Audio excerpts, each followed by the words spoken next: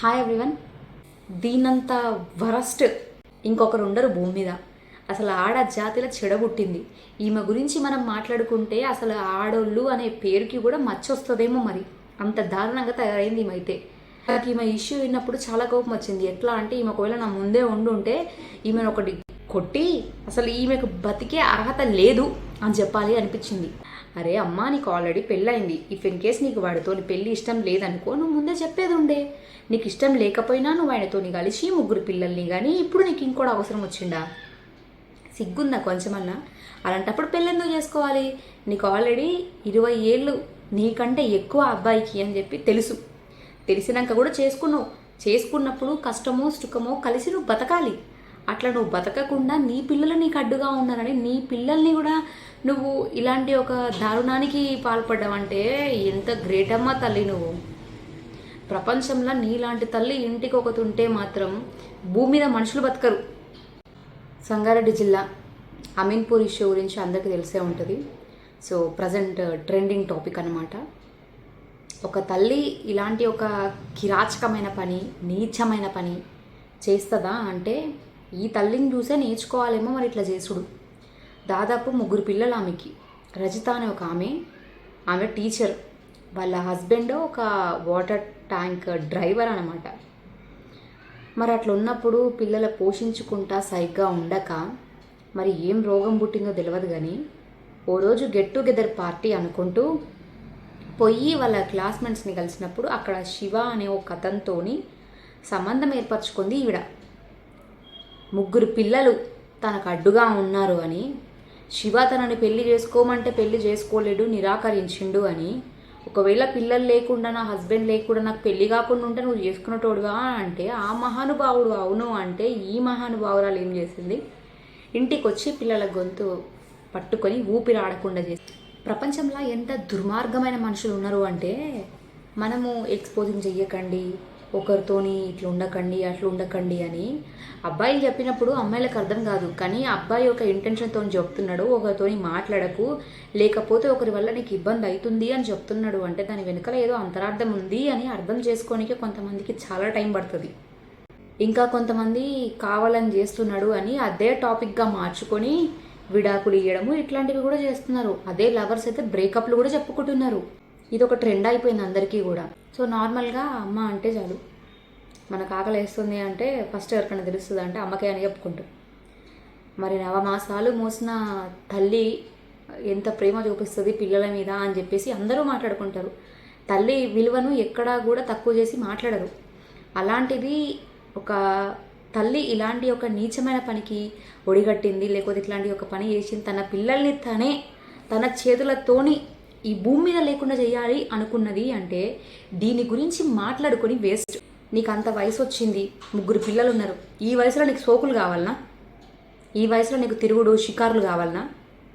ఏ తోడు లేకపోతే బతకలేవా? ఆల్రెడీ మీ హస్బెండ్ ఉన్నాడు కదా, పిల్లలు ఉన్నారు, వాళ్ళని చూసుకొని బతకొచ్చు కదా. ఒకవేళ నీ హస్బెండ్తో నీకు రోజు గొడవలే ఉండుంటే ఇంకొకటి లైఫ్లోకి వస్తేనే నీ గొడవలను తీరిపోతాయా? అసలు ఇట్లాంటి ఆడవాళ్ళని ఒక్కొక్కరిని చెప్పిడిచి కొట్టాలి. అంత దారుణంగా ఉంది ఈరోజు ఈ తల్లి చేసిన పని. తల్లి కాదు అసలు, కనుక్కున్న తల్లా లేకపోతే బిడ్డల్ని దత్తకు తీసుకుందా తెలియదు. కానీ కనీసం దత్తకు తీసుకున్న వాళ్ళన్నా ప్రేమగా చూసుకుంటారు, ఒక టైంలో రియలైజ్ అవుతారు.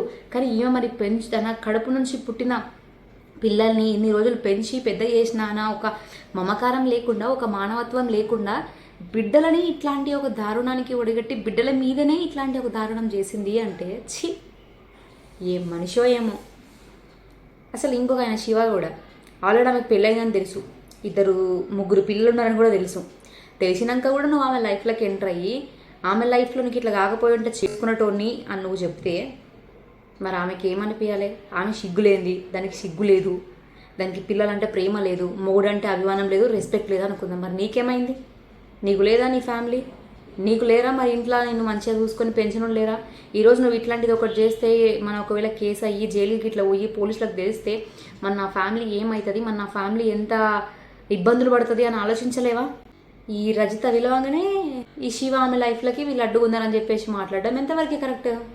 పెళ్ళైన వాళ్ళతో నువ్వు మాట్లాడు, తప్పులేదు, మాట్లాడొద్దని నేను అంటలేను కూడా. కానీ వీడియో కాళ్ళు, చాటింగ్లు, ఫోన్లు చేసుకుంటా ఒక కుటుంబాన్ని బలి తీసుకున్నావు ఈరోజు నువ్వు. నీ ఒక్కని తప్ప ఏం లేదు ఇంట్లో. నేను ఇద్దరిని అంటున్నా. ఒక ఆడది అలసి ఇయ్యంది, మొగోడు ఏమీ చేయడు. మరి ఆమె నీకు ఎంత అలసి ఇచ్చిందో నువ్వు అంత అలసి తీసుకున్నావు. లేకపోతే మరి స్కూల్ నుంచే మీ ట్రాక్ నడిచిందా, లేకపోతే అప్పటి నుంచే మీ ప్రేమ వ్యవహారం నడిచి మీ వాళ్ళు ఒప్పుకోకపోతే ఇంకొకరికి ఇచ్చి పెళ్లి చేసారో నాకు తెలియదు. కానీ ఈమె మాత్రం కిరాతకురాలు. ఎప్పుడు చూసినా కూడా అక్క మీరు అబ్బాయిలనే అంటారా, అమ్మాయిలు అనరా అంటీగో. ఇట్లాంటి అమ్మాయిలు చేస్తే ఒక అమ్మాయిగా నేను తల దించుకుంటున్నా ఈరోజు ఈమె చేసిన ఈ పనికి. ఇంకొకసారి ఏదైనా టాపిక్లు వచ్చి అమ్మాయిలు ఇట్లా చేసిరంట అంటే చేసిరేమోలే ఉండొచ్చు, ఈరోజు అట్లనే బరి తెగించిన ఈ అమ్మాయిలు అని మాట్లాడుకోవాల్సిన సిచ్యువేషన్స్ వచ్చినాయి. గొప్పగా చెప్పుకునే ఆడదాని గురించి ఈరోజు చిచి ఇట్లుంటోళ్ళు ఉన్నారా అనే స్టేజ్కి నువ్వు తీసుకొచ్చినావమ్మ తల్లి రజిత. నీకైతే అసలు కోర్టు ఈమె విషయంలో మాత్రం స్పందించి కేసులు మాత్రం ఒక రేంజ్లో ఈమె పైన మళ్ళీ బయటికి రాకుండా పెట్టి ఈమెను వాళ్ళ పిల్లల్ని ఎంతైతే హింస పెట్టిందో అంతే హింస పెట్టాలి. ఆ పిల్లల్ని ఊపిరి ఆడకుండా చేస్తే చిన్న పిల్లలు బిక్కుబిక్కుమంటూ అయ్యో ఎంత అల్లాడిపోయి ఉంటారు ఆ పిల్లలు. 3 పిల్లలు.